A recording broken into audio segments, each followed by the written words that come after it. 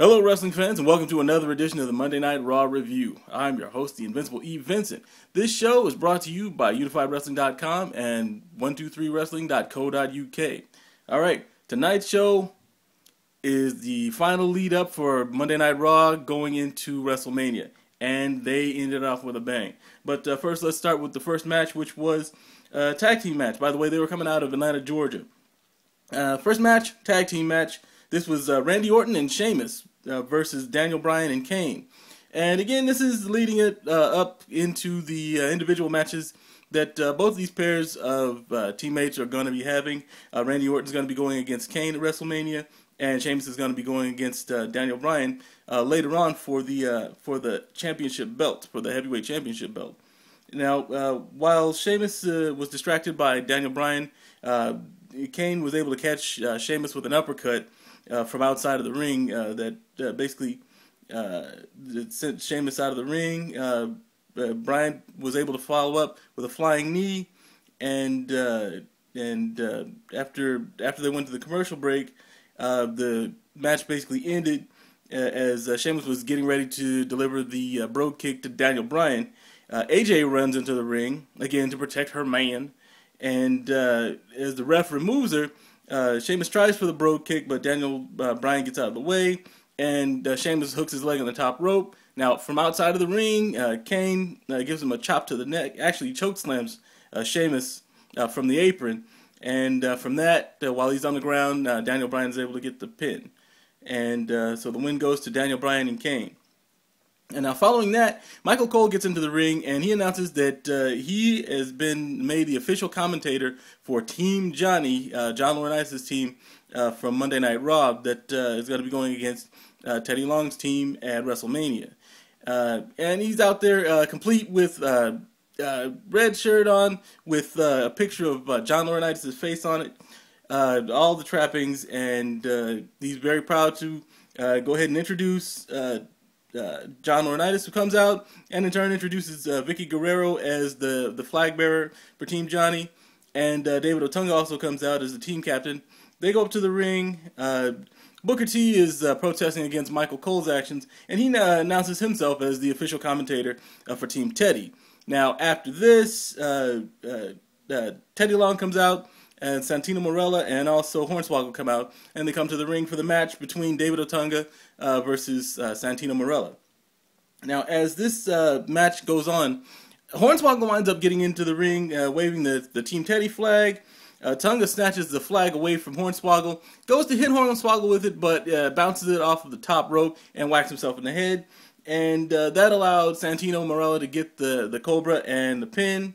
Now, after the match, Teddy Long and John Laurinaitis confront each other.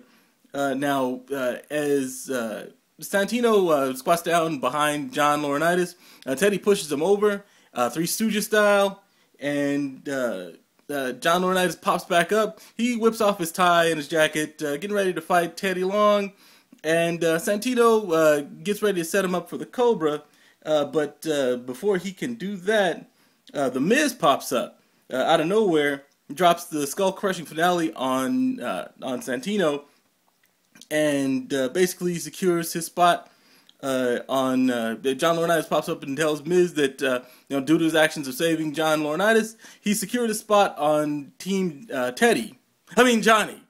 Very, very interesting flub on John Laurinaitis' part, but what's new?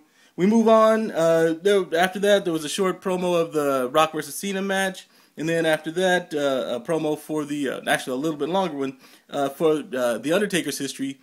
And following that, the incidents between him, Triple H, and Shawn Michaels that are leading up to what's going to happen with the Hell in a Cell match between Triple H and Undertaker at WrestleMania with, again, Shawn Michaels acting as the special referee. Following that, we had a match between Eve and Kelly Kelly. This ended with Kelly Kelly getting the win after avoiding a moonsault by Eve. Now, match number 4, this was CM Punk versus Christian. But prior to this match, Chris Jericho appears on the Tron again, once again taunting CM Punk, saying that he had already revealed information about his father and about his sister, and now he's going to reveal some information about his mother. As far as he knew, she was above board and a person in good standing and a good person all around. But he found that Punk's birth date actually was predated by, or rather, his parents' wedding date was predated by Punk's birth date, meaning that Punk was, by dictionary definition, a bastard. Now, Punk basically was getting ready to have a match with Christian. After, as Jericho was talking, Christian tries to take advantage of Punk being distracted by Jericho, but in the end, he basically beats Christian against the announce table, gets him on the ground outside, pretty much unmercifully, bashes him against the ring steps, and finally gets him in an anaconda vice that he refuses to let go. He's screaming, "This is you, Jericho. This is you, Jericho." Basically indicating that what he's going to do to Chris Jericho at WrestleMania. And he's pretty much out of control. The refs finally are able to pry him off of Christian. Later in the show, they announced that due to re-injuring his neck, Christian's not supposed to be, he's not going to be in a match at WrestleMania. He was supposed to be on Team Johnny, but he's going to be replaced. Now, following that, so basically, Punk sort of went on to go ahead and make his point against Chris Jericho at Christian's expense, and then we move on to match number 5. Quick one, again, Brodus Clay versus Kurt Hawkins. I believe this match was actually a little bit longer than Brodus' intro, but if you had the time from the Brodus' show after the match, pretty much balances out. Winner was Brodus Clay. Kurt Hawkins did get some shots in here, so hopefully that means he's going to be moving, doing something in the future. But we move on. Match number 6. This was Big Show versus Primo. Now, again, Cody Rhodes pops up with some footage on the Tron. But this actually happened after the match. The match actually was Big Show's to win with the chokeslam in the cover. Come on, Primo's not that big compared to Big Show. Almost nobody there is, but after the match, Epico tried to attack Big Show, and he also got a chokeslam. But after that, Cody Rhodes came out to taunt Big Show more. Basically, he said that he was going to turn Big Show's name into a verb at WrestleMania. Basically, a verb indicating massive failure. And following that, the Bella Twins, a little short promo with the Bella Twins, arguing about who's better, Team Teddy versus Team Johnny. Zack Ryder drags his testes around for Eve some more. It's getting embarrassing, kid. You got to knock that off. Following that, we had match number 7, which was Mark Henry versus Khali. Now, Mark Henry won this match with the World's Strongest Slam. Don't know if this is supposed to be an indicator for what's going to happen at WrestleMania, because they are on opposing teams. Mark Henry's on John Laurinaitis' team, and Khali's on Teddy Long's team. So we'll see what happens with that.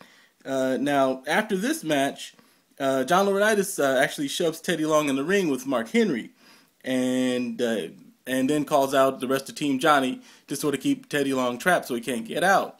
Now, Team Teddy runs out, and they go ahead and confront Team Johnny. They're all scrapping. R-Truth comes out to lend a hand, and Kofi Kingston comes in, jumps into the ring to try to get Mark Henry off of Teddy Long.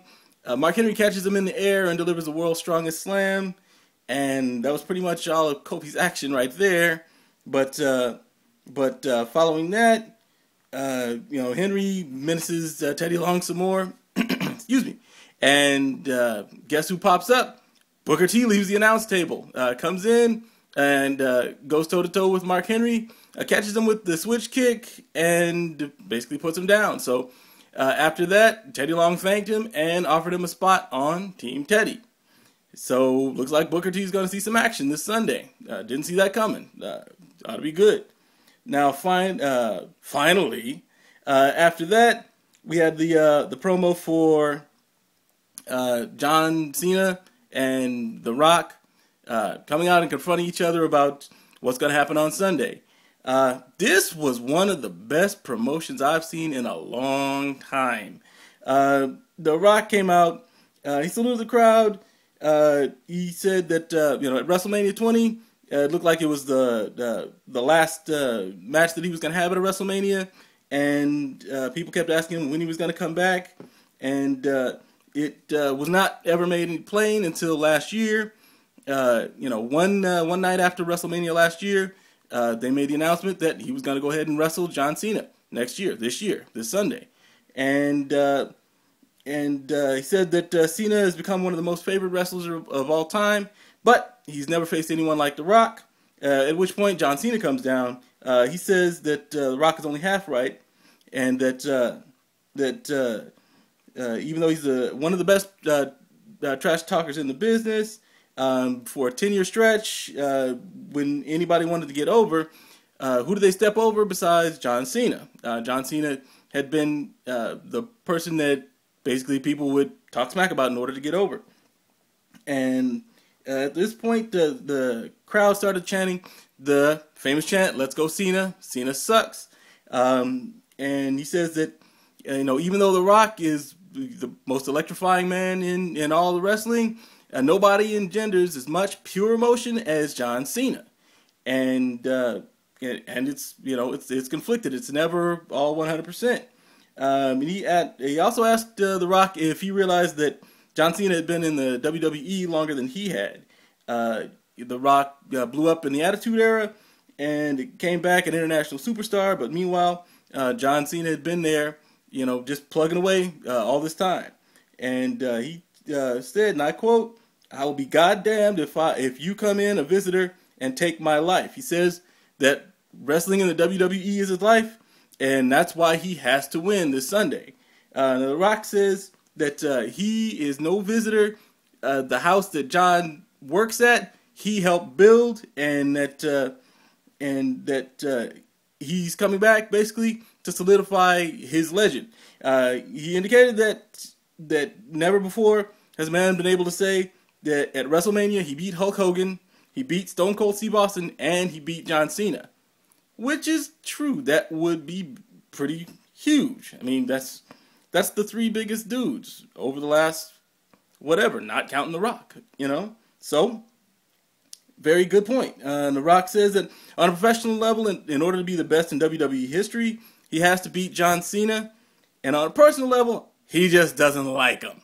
So, this is going to be a good match. This setup, this promo, again, one of the best I've seen probably in all time. It's got to be in the top 5 at least.